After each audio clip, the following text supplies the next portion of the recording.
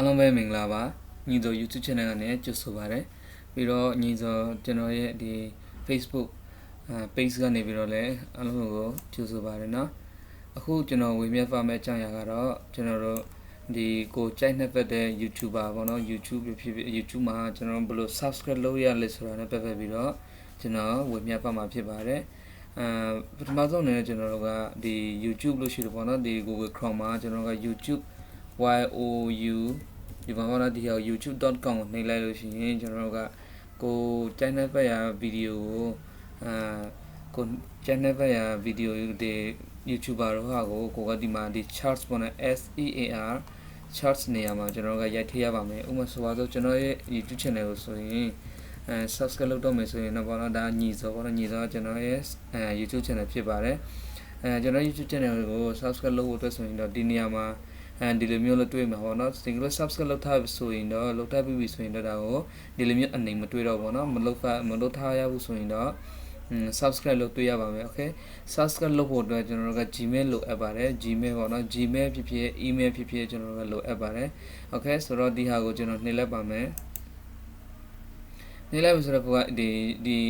သူတောင်းတော့ပေါ့နော်ဒီ Gmail တခုခုတောင်းတော့ပေါ့နော် okay Gmail တခုခုတောင်းတော့ Gmail တခုခုနဲ့ဝင်ရမှာပဲokay ဒါကြကျွန်တော်ဒါအဆက်အနေနဲ့ပေါ့နော်ဒါ Gmail လိုအပ်ပါမယ်ဒါကျွန်တော်ရဲ့ Gmail ပေါ့နော် okay ဒါကျွန်တော်ရဲ့ Gmail နဲ့ကျွန်တော်ဝင်လိုက်တယ် okay ဒါကို next ဆိုကျွန်တော်ဝင်လိုက်တယ်ဝင်လိုက်ပြီးတော့ကျွန်တော်ကဒီလိုမျိုးlimit ပေါ်လာမသိlimit ပေါ်လာမှာပေါ့နော် okay ဒီ limit ပေါ်လာပါလိမ့်မယ်ခင်ဗျဒီလိုမျိုးပေါ်ပြီးတော့ကျွန်တော်ကဒီနေရာမှာ subscribe ဒီ Gmail နဲ့ပေါ့နော် Gmail မှာဝင်ထားပြီးပြီဆိုတော့ကျွန်တော်က subscribe လုပ်ဖို့ပဲကျန်တော့တာတယ် subscribe လုပ်တဲ့အချိန်မှာပေါ့နော်ဒီကျွန်တော်တင်ထားတဲ့ဗီဒီယိုတွေအကုန်လုံးကိုလက်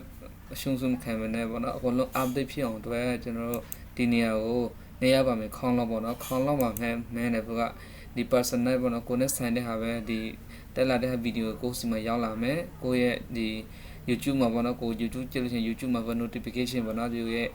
အကြောင်းပြချက်ပေါ့နော်ကိုရဲ့ notice တက်လာမှာပေါ့နော်ပြီးလို့ဒီမှာ all ဆိုလို့ရှိရင်ကျွန်တော်တင်တဲ့ဗီဒီယိုအကုန်လုံးကိုတွေ့ရမှာဖြစ်ပါတယ်ဟုတ်ကဲ့ပါဒါကြတော့အကုန်လုံးပါပဲဒါ subscribe လုပ်တဲ့ပုံစံပေါ့နော်ဘယ်လို subscribe လုပ်ရမလဲဆိုတာကိုကျွန်တော်ပြပြပေးပါတာဖြစ်ပါတယ် okay ဆိုတော့ဒီဗီဒီယိုကြည့်တဲ့ကြိုက်တဲ့ဖက်တွေဆိုရင်တော့ကျွန်တော်ခုနပြောတဲ့အတိုင်းပဲကျွန်တော် YouTube ကိုဒီကျွန်တော် YouTube channel ဖြစ်နေတော့ကျွန်တော်ရဲ့ဒီFacebook page ပေါ့နော်ဒီ Facebook ရဲ့ like and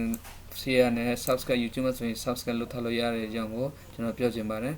ကျွန်တော်ကတော့ဒီ technique ပေါ့နော်ဒီ technology နဲ့ပြီးတော့ဒီ YouTube ပုံမှန်တခြားဒီ digital marketing platform social media နဲ့ကျွန်တော်ကဘယ်လိုပတ်စံရှာလဲပေါ့နော်ဘယ်လိုဒီ